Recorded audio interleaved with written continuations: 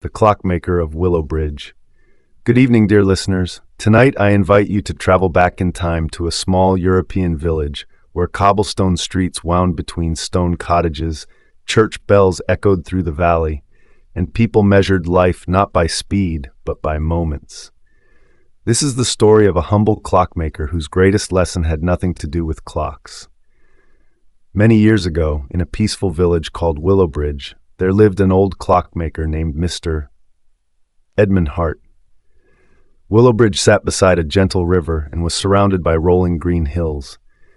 The village was known for its beautiful gardens, friendly neighbors, and a tall clock tower that stood in the center of the town square.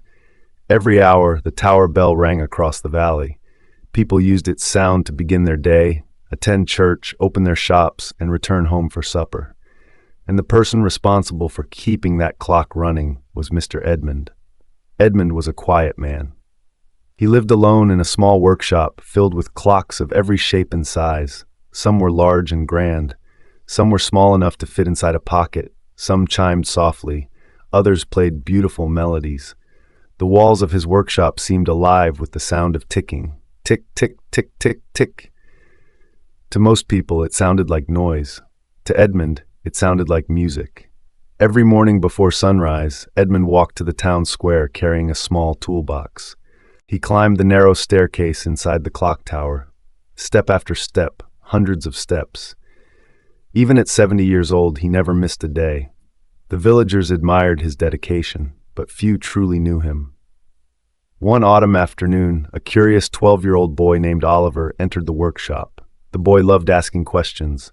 He loved exploring, and he loved understanding how things worked. The moment he stepped inside, his eyes widened. Hundreds of clocks ticked around him. It felt magical. "Welcome," said Edmund. "What brings you here today?" Oliver smiled. "I want to learn how clocks work." The old man chuckled. "Most children want to play football. I do that too," Oliver replied. "But clocks seem more mysterious."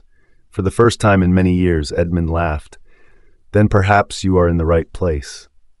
From that day forward, Oliver visited every afternoon after school. Edmund taught him about gears. He taught him about springs. He taught him how tiny pieces work together to measure time. But more importantly, he taught him lessons about life. One day, Oliver noticed a broken clock sitting on a shelf. It was covered in dust. Its hands had stopped moving long ago. "Why haven't you fixed that one?" Oliver asked. Edmund looked at the clock thoughtfully. "Because not everything broken needs immediate repair." Oliver frowned. "I don't understand." The old man smiled. "You will." Weeks later, Oliver made a mistake while repairing a small clock. A spring slipped from his hand and broke. He felt terrible. "I ruined it," he said sadly. "I should never touch another clock." Edmund shook his head. "No, but I failed." "Failure is not the opposite of success," Edmund replied. "It is part of success." The old clockmaker picked up the broken pieces. "Do you know how many clocks I damaged while learning?" Oliver looked surprised. "How many?" Edmund laughed. "Far more than I can remember." The boy smiled. For the first time, he realized that even experts were once beginners.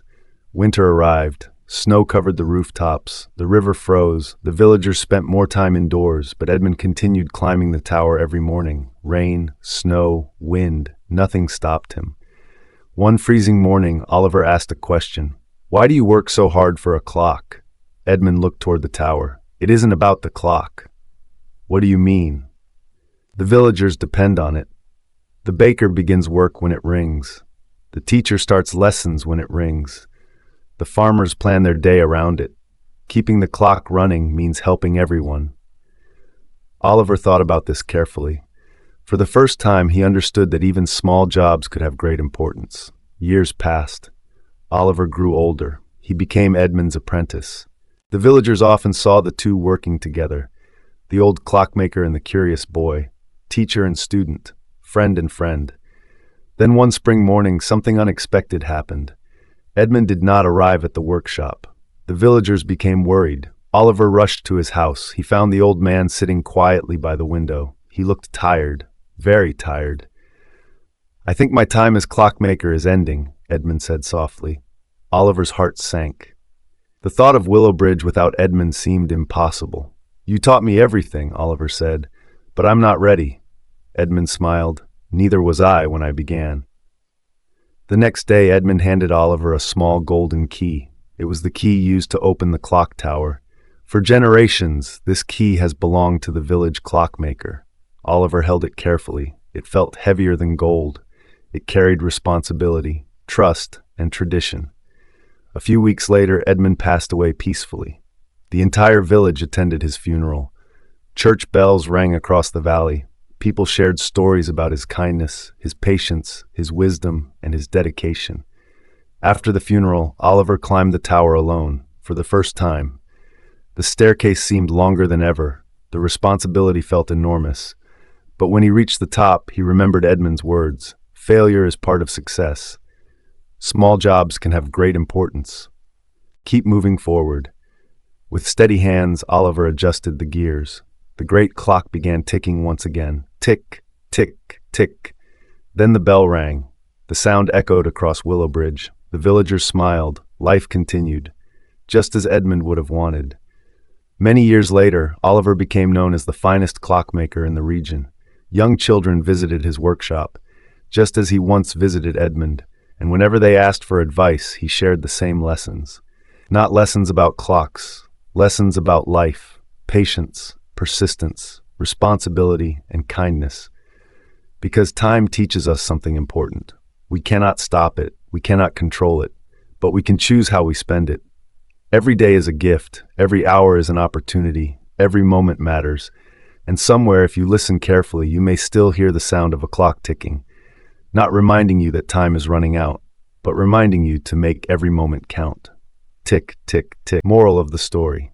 Success is not built in a single day.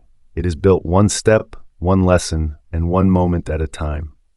Use your time wisely, learn from your mistakes, and never stop growing. Thank you for listening. May your days be meaningful, your heart be patient, and your time be well spent.